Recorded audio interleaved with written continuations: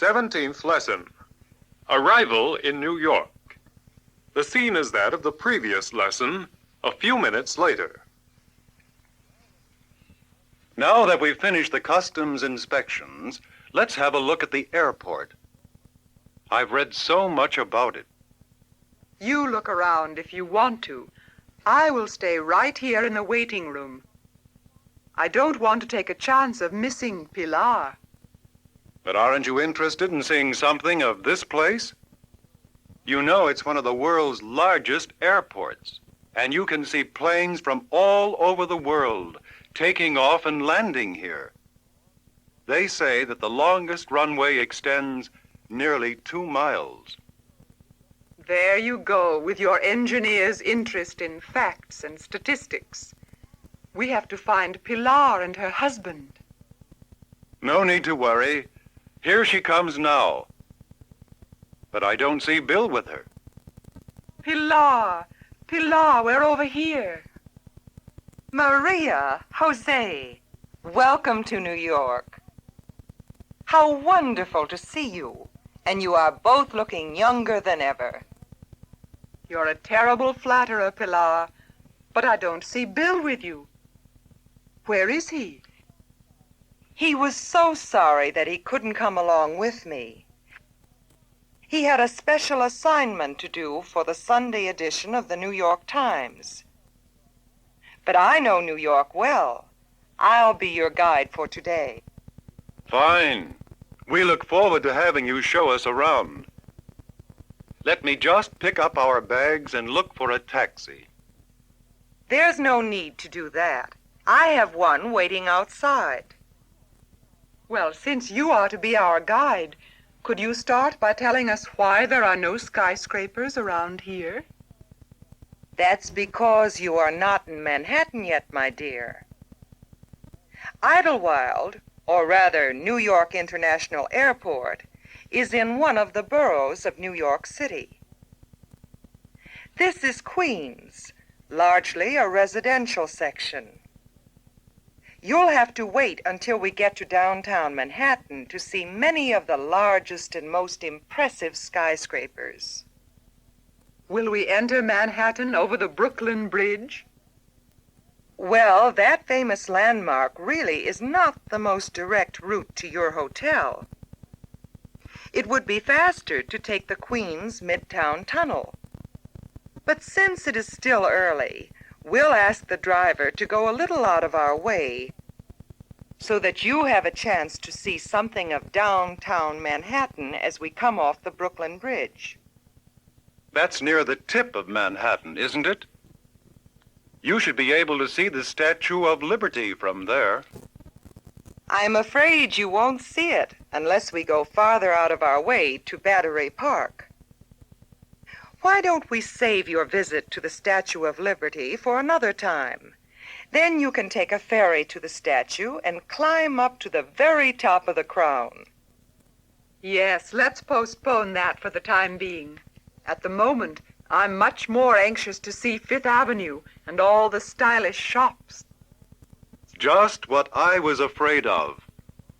Just because we are about to pass by Wall Street, Maria thinks I'm a millionaire already. In your enthusiasm to get to Manhattan, don't neglect the sights around here. Did you notice the racetrack a few minutes ago? This borough has 2 of them, as well as the famous West Side Tennis Club in the section called Forest Hills, where the Davis Cup and other national championship matches are played. I'm afraid I didn't notice the racetrack, though I have heard of the Jamaica racetrack. That was the Aqueduct racetrack we just passed. We left Jamaica behind us on the other side of the Van Wyck Expressway. But now you should concentrate on the view in front of us instead of looking back. We are now coming to the Brooklyn Bridge, which for many years was considered one of the wonders of the world. It was so long that many skeptics thought it would collapse. I don't know about its safety, but it certainly is a historic bridge. And the boats in the river against the Manhattan skyline are so striking. But really, I had no idea that the Hudson River was so small. That isn't the Hudson River, Maria. It's the East River. The Hudson is on the west side of the borough of Manhattan. You must remember that Manhattan is an island. The only bridge from New York City across the Hudson is the George Washington Bridge, which is far longer than this one. Yes, I understand it's the second longest suspension bridge in the world, and almost 1 mile long. I should certainly like to see it. Yes, be sure to see the George Washington Bridge. But not today. Perhaps you and Maria can make a little bus excursion uptown and see it, as well as the Cathedral of St. John the Divine, Columbia University, and International House on the way. You can see students from all over the world living there, and often wearing their picturesque national costumes.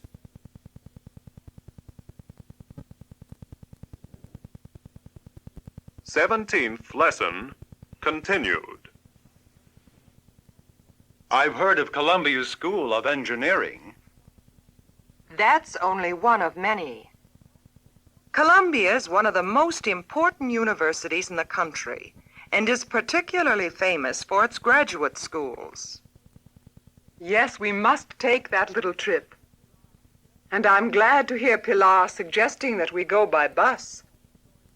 I hate the thought of going by subway and missing everything. But we should take the subway at least once, Maria, to see what it's like. You'll take it more than once before you leave New York, Jose. It's so much faster when you have to travel between the boroughs.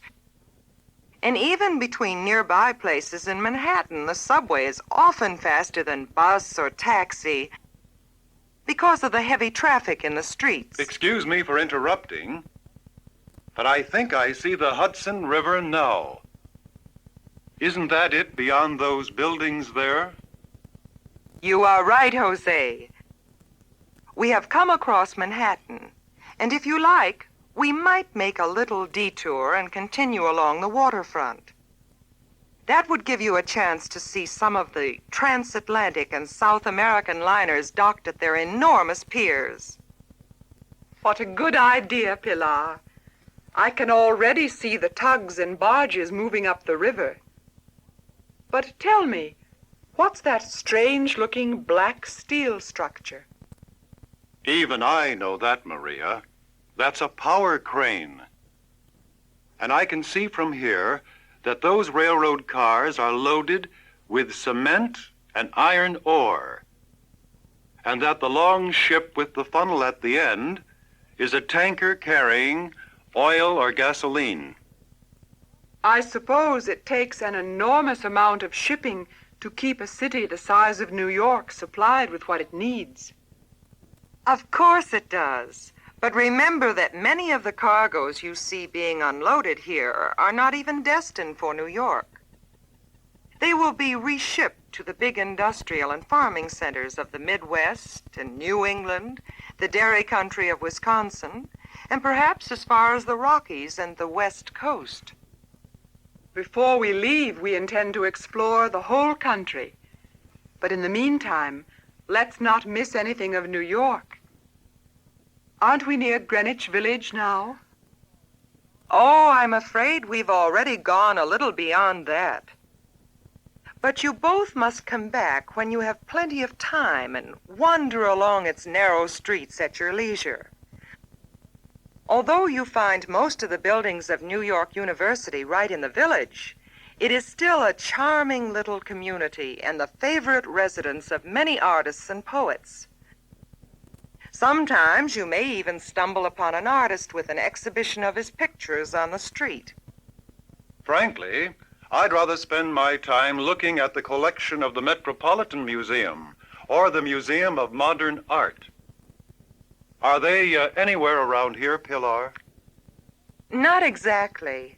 The Metropolitan Museum is a little farther uptown on the Fifth Avenue side of Central Park. And if you're not too tired after browsing through its collections, which you probably know are the largest in this hemisphere, you might want to take another little stroll through the Central Park Zoo, which is not too far away. And the Museum of Modern Art is only a few minutes' walk from the Waldorf Astoria Hotel where we are staying. That was mentioned in the pamphlet the hotel staff sent us, as well as St. Patrick's Cathedral, the United Nations headquarters, and I don't know how many other attractions. All I remember is that they said it was not far from Grand Central Station. We've got to see that, Maria. It's probably one of the largest and most impressive railroad terminals in the world. Don't worry, you're bound to see it if you take an excursion by train. But before you become absorbed in something else, look at the marvelous view you get of the Empire State Building from here. You can almost count its 102 stories if you have the time. No, thank you. Not today, Pilar. That is, if we are going to have time to see anything else. Could you wait for us while we hurry into the hotel just to register? We won't even go up to our room. That's going to be a hard temptation for Maria to resist. The Waldorf Astoria, with all its famous guests, many of them from Latin America, is a sightseeing attraction in itself. Don't neglect to see their beautiful Empire Room. And they have an information desk in the lobby with a most obliging staff, where they can tell you almost anything you want to know about New York. And they are so nice about it, too. That's a good suggestion, Pilar, but it will have to wait till this evening. We won't be gone 2 minutes, I promise you.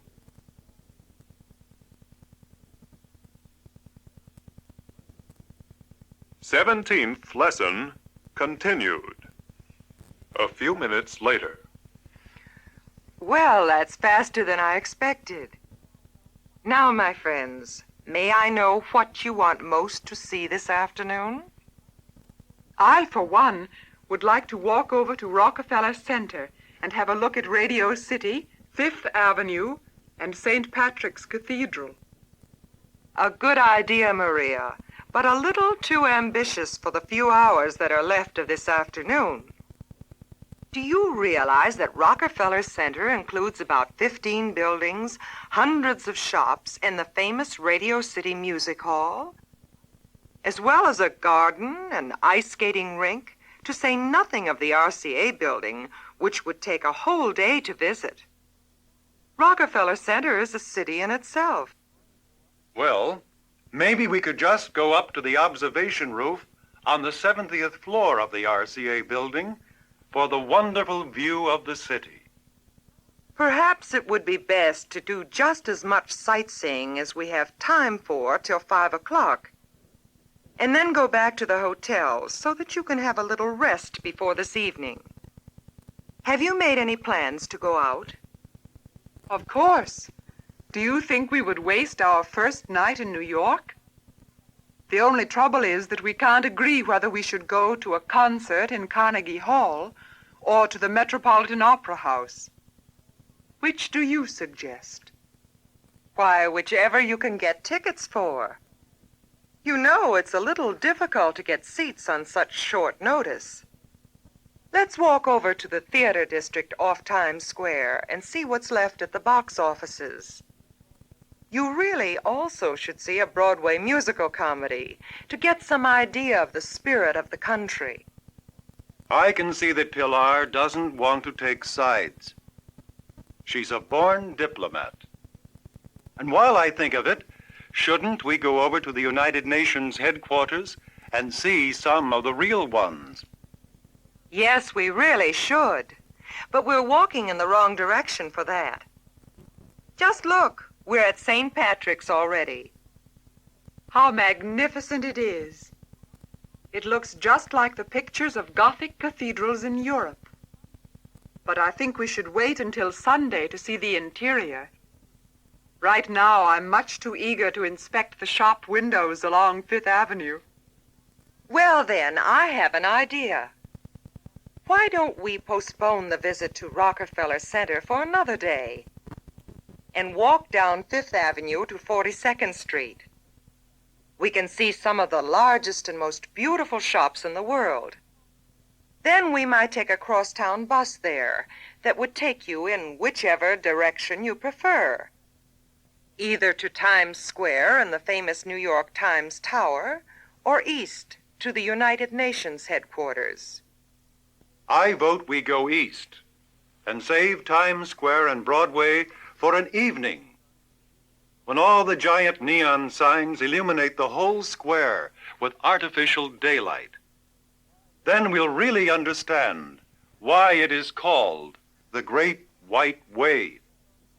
We can get a bus near the New York Public Library, which you can see from here. It's an impressive building, don't you think?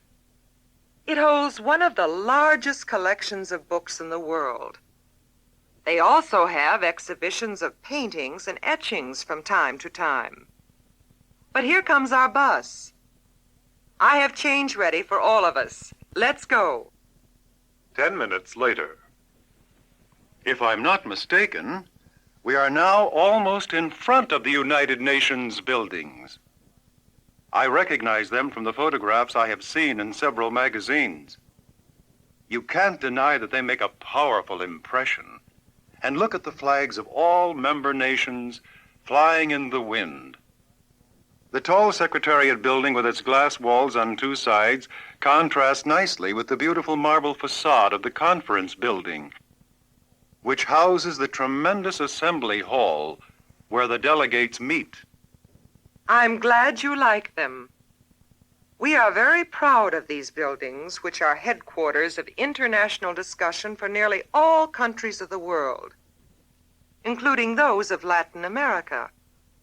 One more reason for liking them, Jose. You've always admired things that are functional. I hate to be impractical, but I am going to suggest something that will take us out of our way. What is it, Maria?